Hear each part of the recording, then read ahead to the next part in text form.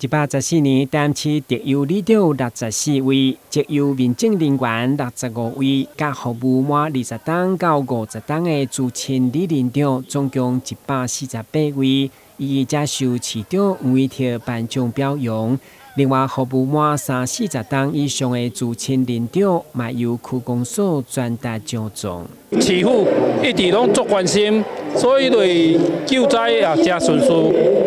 所以感谢到这届市长的积极，甲区长带领到这些员工的积极。这领导不啥，同比这个传单单也无关系了。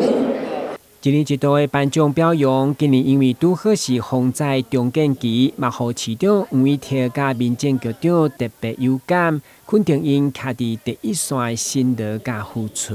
这跟民众生活息息相关，能够第一时间就反映民众的感觉，以及民众的想法。